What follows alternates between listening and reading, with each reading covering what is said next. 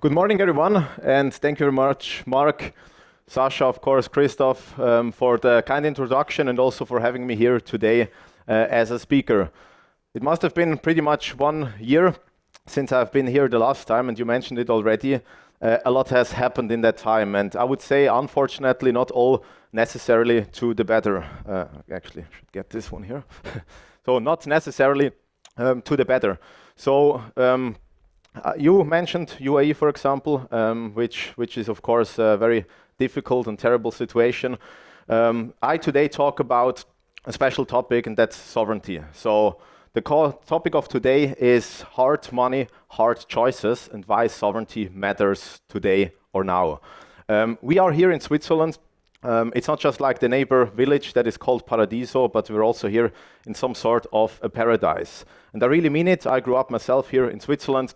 I spent most of my time here, actually. We are used to that. Actually, sovereignty in Switzerland is with the people. Power is with the people. We're living in a direct democracy. We're living in a place where neutrality, for example, is part of the constitution. Most of the time we even stick to it. We also believe in property rights. We respect them. We have the Swiss National Bank. We have the Swiss franc as a very strong and stable currency. So why do I talk about sovereignty here today? Well, on one side, of course, paradise. If you look at Switzerland as a paradise, I would also say it's rather one of the exceptions. UAE, a lot of the other places around the globe are certainly not like that, and it's not the normal. So on one side, it's an exception. On the other side, of course, the term paradise is often also associated or going along with the word illusion. Often it's also about an illusion, especially if you go further down the rabbit hole, if you go into the details and you start to see that actually the paradise might not be perfect after all.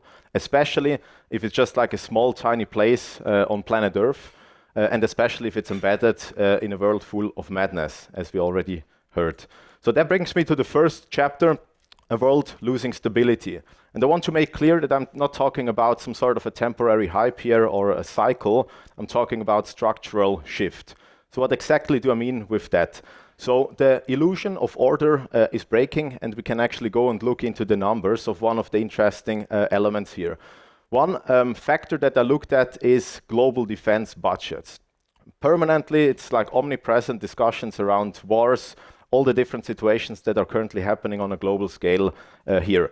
And one of the interesting facts is that in 2024, in over 100 countries simultaneously, military and defense budgets have been rising and increasing simultaneously on a global level. Global defense budgets are by now around $3 trillion US dollar. 1/3 of that is allocated towards the US, but also in European countries, we're seeing double-digit increases in the military budgets. Russia even up to 40%. So that's just a fact and a statement, but those are the numbers. At the same time, we see that power blocks are also changing from a multilaterally kind of universe towards more a unilaterally universe. The US president Donald Trump is, of course, a good example for that, threatening almost on a daily basis to leave the NATO. So even constructs like NATO are challenged exactly by this kind of behavior. Shouldn't be a big surprise, because also a famous politician and diplomat in the US, Henry Kissinger, once mentioned and made it pretty clear that the US or America doesn't have any kind of long-term friends or allies, they just have interests. And I think the current president in the US is living this more or less on a daily basis. The second topic, sovereignty in general, is being not just redefined, it's also being challenged again on a very frequent basis. And time is flying very fast, we have heard that, but just going back a couple of months, we should all remember how we actually entered this year.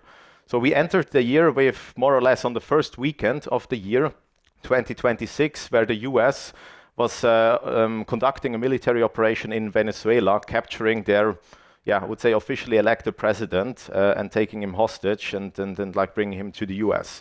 Quite a wild weekend, I would say, to start the year with. And if you go a little bit more into the details of how all of that started, it also gets interesting, because at the beginning, the US already in the last year started to build up a narrative of why Venezuela is the evil or why Maduro is the evil. So they built up a narrative that this is all about the drug trafficking that goes into the US. It's all about that drug cartels are deemed like terrorist organizations, that they are poisoning the US as an economy, but also as a society. And all of those are like, well, arguments. You can even follow this kind of rationale. But at the end of the day, today, nobody's talking about drug cartels anymore. It's about like the oil, right? So they come in pretty bluntly and say, this is actually the oil. We want the oil, or the oil even belongs to us. At least the history books that I read back in the days never indicated that Venezuelan oil should be part of the US, but this is still the rationale. Then we can continue the same story. Greenland, a few weeks after, the same happened.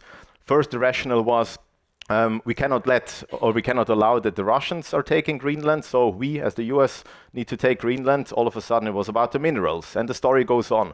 More conflicts. We heard about the Middle East, where it's about first nuclear bombs, then all of a sudden let's open the Strait of Hormuz, which was previously open, but let's like reopen it again and make a big fuss around it. But of course also here it's about resources or controlling of trading routes at the end of the day. We see Russia as well, Ukraine already entering the 5th year. Taiwan at the moment is a little bit more quiet, but it's also one of those frequent discussions that can, of course, become relevant again anytime soon.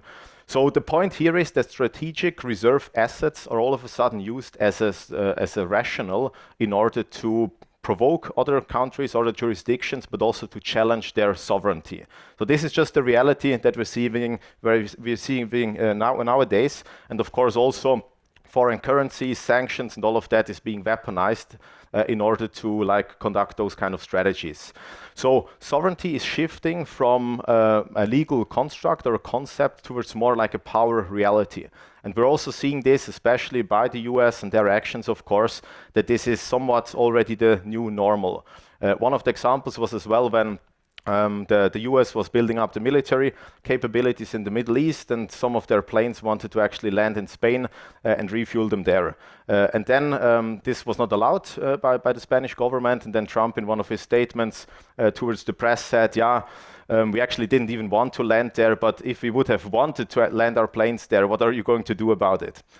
And if this is a little bit the new kind of normal or the new behavior of governments between each other, not respecting each other's sovereignty, you can also ask the question, I mean, how much is your sovereignty worth at the end of the day as a private individual if even governments are not really respecting this?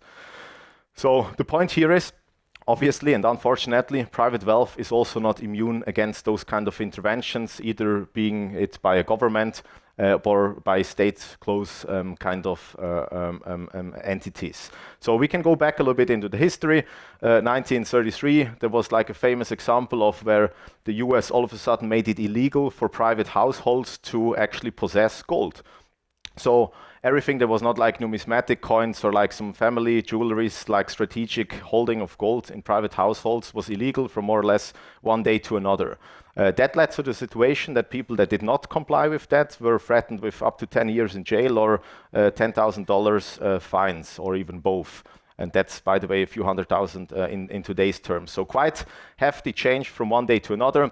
Funny side fact is the US bought the gold from private households at a little bit more than $20 and later on resold it or repriced it at over $35. So they also made quite a nice gain, and of course private households lost. Then similar situations happened. We have some people from that know the Latin American situation quite well. So Argentina had similar crises later on, where it's always about kind of restrictions, access to money, especially in terms of like recessions. Inflation rates are quite common. You cannot like withdraw funds, for example. You might have a few million on the bank account, but you can only get like $200 out per week or per day through an ATM. If you want to actually send it abroad, it might be restricted. If you want to convert it into another currency, there's just like fantasy conversion rates, and you're losing anyway as part of that. Cyprus, more a recent example where we had like in Europe the banking crisis. Also their haircuts can happen. That's also another common phenomena of how private individuals can actually suffer from those kind of decisions. Deposits above 100K got a haircut of close to 50%, which is of course also pretty hefty if you had your life savings there and all your money. Pretty bad situation, right? And the list goes on and on and on. But it always is about restriction, access towards assets, it's about inflation, it's about sanctions, and those are the common themes that of course are associated with it. I of course know now we're in Switzerland, again the paradise, and everybody thinks those are completely arbitrary examples, either old in terms of timing or very far away in like some sort of niche countries. I mean, looking at the list of countries, I wouldn't say they're niche. And by the way, the last example is one actually very locally, where the regulator or the government merged the two largest banks in Switzerland together and created the biggest systemic bank or systemic risk in that sense for this country. And also here, investors, bondholders actually lost 18 billion of Swiss francs, 16 billion, sorry, of Swiss francs as part of those investments. And again, Credit Suisse is like a prime jewel of the Swiss banking industry. It's a giant. It's a 150-plus-year-old company. So it's not like a very strange little boutique bank. It's one of the jewels, and this happened. So if you think that you're completely immune to those kind of interventions, to those kind of consequences, then maybe you should think harder. And that brings me to the next topic, which is the stress test of a system in general. So one part that I would like to keep in mind here, or that you should keep in mind, is of course that the state is leveraged. And we are used to a world where debt is completely normal. Debt is actually the normal. It's the operating system of today's world. And debt does not necessarily mean to be something bad, but it's a reality, it's a fact. And if you look at the global debt levels, they are more or less on average on a level of the global GDP. So that means the whole production more or less of a year equals the debt in most of the Western countries. Some, of course, are even exceeding the 100% range, like the US, rather close to 130%. So what exactly does this mean? So debt is not necessarily a bad thing, but of course, it's built on the idea that at one point it's probably also paid back. And what you can, of course, now challenge is a little bit with the current military spendings. We're having spendings in general and how the most of the governments are treating their funds and the debt. Is this really the intention to ever pay it back? Because in the last 10 years, global debt increased by 50%. So let that number sink in. It increased by 50%. So the question is really, is there an intention to ever pay it back? And what's the value of the money? If this is more or less the operating system. At the same time, this of course comes at the cost of society. Trump also, to quote him here, because he's really a good example for all those statements. So he also came up with the proposal of let's increase the military budget, but let's cut some of the non-military kind of spendings in the US that are non-defense and discretionary spendings. So part of that is daycare, it's social systems, it's medical systems, it's infrastructure, it's education. And everybody that has been to the US, I would say all of those topics are rather desperately needed in the US versus fighting a war somewhere. But it turns out that the reality is that, of course, war is funded first. Society adjusts later and probably just has to find a way, either by increasing taxes or by reducing the services from governments, or a combination of both, or just moving the problem towards the next generations. This is bringing me to the demographic part of the equation as well, which we should also not forget. So the reality here in Europe and in the Western world is that the fertilities, or the number of newborns, is below not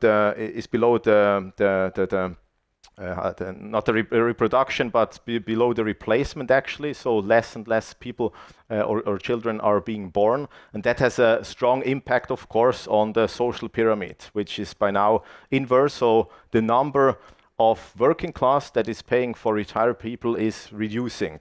At the moment, it's like 3 to 1. In the year 2050, it will be 1 to 2. So more and more of the social, like of the working class, needs to absorb the social pressure and actually pay for the elderly people, not blending in longevity and all those trends that actually, and the fact that people are getting older and older by that time. Another fact is interesting as well. It's it's the unemployment rate. So unemployment rates also within Europe is rather high for the younger generations, 15%. That's not blending in AI. I come to that in a moment. Another interesting fact is as well, I mean, when I grew up in school, the standard was like, yeah, you need to, or the standard education was, yeah, you need to put some money on the side and save it, and then when one day you will retire and you have a good life.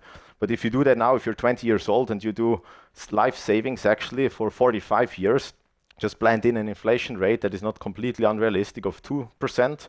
Looking at the savings rate nowadays of Swiss banks, European banks, that is rather close to zero, your purchasing power is eroded away. That's just a fact. So if you do that for 45 years, you're eroding away 60% of the purchasing power. If you actually increase the inflation rate to 4%, you're already above 80%. So also let that sink in. And this is really like the world where we actually want to see our children grow up. So that brings me to the next topic, which is AI. AI is omnipresent, and there is a lot of statistics about it and a lot of different ideas, but I think the common consensus or ground here is that most jobs will be affected by AI, and a lot of jobs will also be relocated by AI. So that's also just a simple fact, and I talk to a lot of entrepreneurs, people that are also integrating AI into their own companies, primarily for cost purposes. And I know that a lot of, let's say, statistics are also hinting in the direction that AI is also creating a lot of jobs. But I do really not see that at all with nobody that I'm talking to, that AI is generating more jobs. Everybody that's integrating AI into their own systems is certainly not doing that to increase the netto number of employees. So I really have difficulties to understand those rationales, and we will see in what direction it goes. The other day, I developed a new kind of theory where I started to ask myself about like real estate, just as a completely different asset class. What's the impact of AI towards real estate? And if you look at real estate in prime locations like Zurich, for example, which has a lot of white-collar jobs, what happens if all those jobs are gone? They're eroded away by AI. Who is going to pay 5, 6, 7, 8,000 Swiss francs per month for an apartment in the city? So if people cannot afford that anymore, I mean, what's the purpose of having this as a investment to rent it out, right? Also, there will be impacts. And I think we as society, but certainly also governments and institutions, are underestimating the effect that AI will have and how fast this kind of effect will come. And at the same time, we of course see that productivity is not directly increasing. Of course, war is just like slowing it down. And also this is just a fact. So to summarize, the situation is difficult. There is a demographic challenge towards the situation that we're currently in. We have governments that have very high debt ratios, record high debt ratios. It's questionable if that debt is ever going to be paid back. And then, of course, we kick in AI that is coming with light speed, and that is just asking for disruption, and there's a potential shock. And I just think that we're not ready for that yet. So that brings me to the third chapter, the collapse of trust. So what exactly happens here? So when trust fails, money changes. And that's also a frequent theme in monetary history. So we're living in a world where fiat currencies are predominant. Fiat, just to like reflect maybe, is based on trust, primarily trust into governments, trust into central banks, trust into banks in general, financial institutions, trust into the law. But as we have seen previously, we have very high inflation rates, we have very high taxes as well, we have very high debt rates. So all of that is of course very challenging, and the long-term purchasing power of people is just being disrupted exactly by those standards. Then the second one is that the global debt in general has outpaced productivity. And that's also a very difficult kind of fact that we should be all aware of, because historically this has led to a lot of disruption, and the disruption is usually addressed by the system recalibrating or reshaping itself, either through inflation, through financial repression, through changing the system in general, or through innovation as well.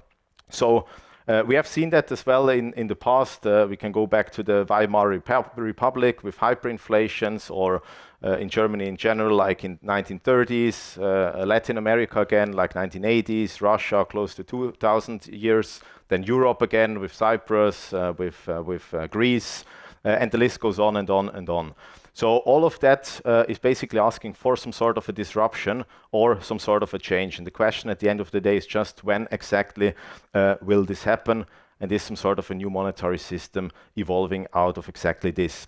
And I say that we actually need to go to a world where decentralization is again at the front, especially if we talk about monetary systems, that we need to bring the power and the control over money at the end of the day, and we all work for money, and this is some sort of the savings of our lives, that this control is going back to the people.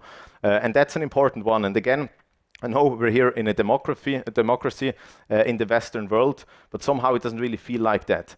Individual people have endless power. They can start a war, they can threaten to extinct entire civilizations, they can increase taxes, they can blow taxes for various reasons that people would probably not support if they would know what exactly it's all about. And all of this at the same time, while we are living in the 21st century in a world where technology could solve a lot of that. So we are living in a world where decentralization could solve a lot of those problems, and where it probably would also be questionable if I, for example, on an app would get an upcoming vote, should my country go into war against some sort of a country that I could not even point out on a map, and my taxes would increase by, I don't know, 10%. I probably wouldn't do it. I'm not sure if you would, but we have the technical means and capabilities to have this direct democracy enforced through actually technology. A positive side effect of that is that also the levels of taxes we would need to pay in order to finance a gigantic government probably would also decrease. But at the same time, it's a reality that most politicians and governments don't really have an incentive to actually be efficient or cost concerned, right? Why would I do that if I'm probably obsolete in a few years, right? So why would I challenge that in itself? So I think the incentives in general are completely wrong in that system. And we probably, if we want to change something for the good, for a better generation or better outcome of the following generations, we need to change something and bring power back to the people, at least on those elements where they should have the power. And I think money is one of the important ones. You mentioned a couple of those items already before, so we need a system that is based not just on decentralization, but also on democracy, true democracy, where the power and sovereignty sits with the people. So we need a system that is built on transparency, on verification, cryptographic verification, instead of like, yeah, just trust this government and they will look after yourself, they will manage the assets for you, and one day in the future, when you're retired, you will have a great life. Come on, it's never going to work like that, right? So I think people need to take their own destiny into their own hands. And here, for the first time, we actually have the possibilities to do that through technology, decentralized technology, but Bitcoin, of course, is one of the symbols that is representing that. And I'm aware that, of course, Bitcoin is not perfect. We're all aware of that. It's still a young technology. Adoption is increasing, but it still takes some time. Most of you are probably also aware of the discussions around quantum computing. So also that is a fact or a situation that we need to overcome. It very often reminds me back, for all the ones that have seen hard forks in the past, it's political or almost religious, those kind of discussions. What's the right thing to do now? Changing the protocol itself, the monetary system in that sense. So it's difficult challenges for sure, but we have seen it in the past. The ecosystem and the community can and will overcome them. So also that is solvable. Another probably criticism towards Bitcoin is like, and I use the narrative myself quite a lot, that it's some sort of a digital gold. If you look at the performance of Bitcoin in the last like 12 months, it went up, had one new all-time high after another. At one point, the big correction came in and gold was just like continuing its rally. So it didn't really materialize or turn out to be the digital kind of gold. The question is this really the goal at the end of the day? And I would say it's not, even though it's of course, it's a nice analogy. But I think Bitcoin, especially if we talk about decentralization, goes much further. So I don't think the gold as a benchmark is necessarily the right benchmark, because it also limits itself. Gold is very centralized, starting from mining to trading to custody and so on. You depend on institutions. If you don't have like gold coins at home or in your pocket, you need to ask an institution in order to like move it around. And most gold is not even like ever paid out. So the asset class is interesting because gold is some sort of, let's say, a rare good, but it's on the other side also not, because the further you dig into the ground and the more input you actually inject into it, the more you can get. That's a reality we don't see in blockchains, or with Bitcoin at least. So I'm not sure if gold is really the best benchmark. Again, it's not as decentralized. And if you look at the sovereignty of money in itself, Bitcoin goes actually much further than gold ever can. Maybe gold is actually just this small little relict from the past that we're holding on to because we don't know any better. But by now we have technology and we do have alternatives. So that brings me to the final chapter, which is the choice. So the good news is we do have a choice, but the reality is as well that we're living in a system, in an environment that is not very sustainable. So debt is just growing. We have record debt levels. At the same time, productivity is at all-time lows, more or less. We have debt that is accumulating as well, that is compounding over time. We have high tax rates, and at the same time, the future generations are inheriting obligations and not necessarily wealth. So that's a structural problem that we're in, and we somehow as a society need to solve that. Then traditional safe haven assets, as I mentioned, so-called like doomsday assets, might not be that safe after all, because again, they're very centralized and they also have their limitations. There again, the word of the illusion might come in a little bit stronger than most people would be aware of. So the true ownership is important, and the true ownership of such assets should be separated from the system in itself in order to have the full effect. And thus, with Bitcoin, we have the first time in history actually the possibility to opt out of the traditional financial status quo. We have a systematic kind of alternative that has been introduced to us, and that we can either like jump on and see and appreciate. The same, of course, goes with a lot of the other decentralized technologies, or we don't. But it's certainly a credible path towards individual monetary sovereignty. So that's why I'm saying that Bitcoin is the only real form of money, the only real sound money in a world that is more or less broken, at least monetary-wise. And the question is really, do we all understand the magnitude and the importance of this topic as a whole? And the question is, do we still have time to ignore it, or should we actually act on it? That being said, thank you very much for having me here today, and have a wonderful day. Thanks for the conference.